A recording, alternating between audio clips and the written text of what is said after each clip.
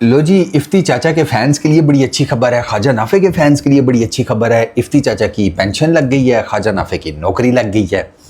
Lankan premiere league में इफ्ती चाचा को दम्बोला सिक्सर्स वालों ने उठाया है रिमेनिंग ऑफ द टूर्नामेंट के लिए एज एन ऑलराउंडर, और जाफना किंग्स वालों ने ख्वाजा नाफे को पिक किया है। ये लेटेस्ट अपडेट्स आई हैं फ्रॉम लंकन प्रीमियर लीग। अब वो प्राइस पैसे पूसे समथिंग लाइक दैट, उस पर हर कोई अपनी छंड रहा है। वो मेरा ख्याल है कि कोई बताता भी नहीं है। कोई कह रहा $50,000 में दिया इफ्ती चाचा को, कोई कह रहा 25 में, कोई 30 में। पैसों की दिक्कत नहीं है। श्रीलंका वो श्रीलंका नहीं, LPL वो समझो ज़मीन है, या LPL वो महाज है जो इफ्ती चाचा ने फतह नहीं किया हुआ। सही करके ज़रा लड़े हैं, लेकिन घायल होकर ना वापस आ गए थे टेंट में। इफ्ती चाचा ने 2 सीज़न खेले हुए हैं लंकन प्रीमियर लीग के, 2022 में और 2023 में। इफ्ती चाचा को मज़ा नहीं आया। इफ्ती चाचा के टोटल 11 मैचेस में लंकन प्रीमियर लीग में 100 रन्स नहीं है। 2022 में 8 की बैटिंग एवरेज, 87 का स्ट्राइक रेट। 2023 में 6 की बैटिंग एवरेज, 53 का स्ट्राइक रेट। इफ्ती चाचा का हाईएस्ट लंकन प्रीमियर लीग में 23 है, तो आप उससे अंदाज़ा लगा लें। तो इफ्ती चाचा का ना वो ज़रा कहानी ना उस तरह से बनी नहीं। और अगर बॉलिंग की बात की जाए तो वहाँ पर इफ्ती चाचा बेहतर है, वैसे बॉलिंग में ठीक रह गए हैं। गाल वालों की तरफ से 5 विकेट्स हैं, फिर 2023 में उनकी 2 विकेट्स हैं, 7 विकेट्स हैं टोटल। 7.17 की इकॉनमी है उनकी।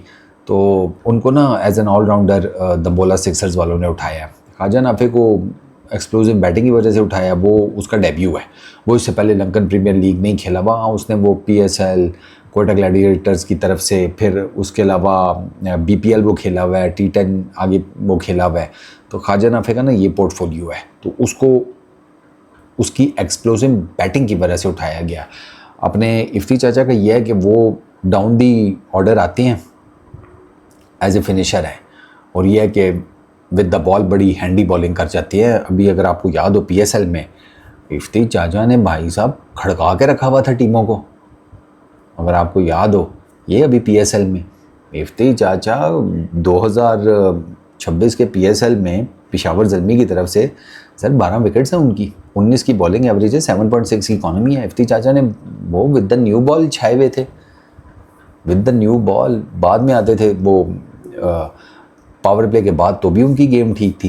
तो इफ्ती चाचा को ना बेसिकली उनकी जो मोस्ट रिसेंट PSL में परफॉर्मेंसेज है ना, उसकी वजह से उठाया गया है।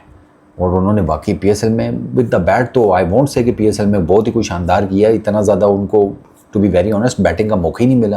वो बाबर और कुसाल मेंडिस ही सारा कुछ कर देते थे। रही सही कसर फरहान नीचे आके पूरी कर देता था।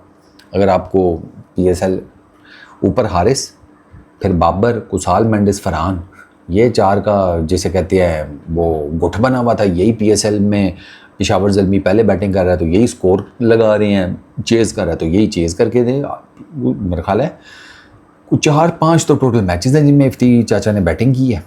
But overall he is a decent allrounder. League शेक्स में ठीक है। मैं तो हैरान था कि वो LPL में आई थॉट कि शायद पहले सिलेक्ट हो जाएं, लेकिन पहले नहीं हो सके।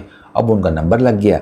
और इफ्ती चाचा का तो चलो है कि उन्होंने कुछ ना कुछ किया हुआ with the bat with the ball. Khawaja Nafay तो रेपूटेशन पे जा रहा है एंड आई रियली होप कि कुछ कर ले, क्योंकि ख्वाजा नाफे बैट्समैन अच्छा है, लेकिन आई फील कि उसको ना थोड़ा सा ज़रा अपने आप को मज़ीद ना ट्यून अप करने की ज़रूरत है।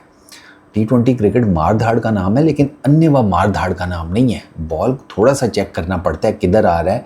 आपका एक स्ट्रॉन्ग जोन भी तो होगा ना। ख्वाजा नाफे ना डोमिनेट करता है लेग साइड को। ऑफ साइड के ऊपर बॉलिंग शुरू हो जाए तो मैंने देखा वो फंस जाता है। तो अब इसका मतलब साफ है कि उसे अपनी ऑफ साइड की गेम बोर्ड डेवलप करनी पड़ेगी अगर वो बड़े लेवल के ऊपर जाकर T20 क्रिकेट खेलना चाहता है। इन टर्म्स ऑफ बड़े लेवल की T20 leagues, in terms of T20 internationals for Pakistan. Ifti चाचा I really don't think so कि वो दोबारा वापस आ पाएंगे पाकिस्तान की T20 इंटरनेशनल की टीम में। Khawaja Nafay has an opportunity.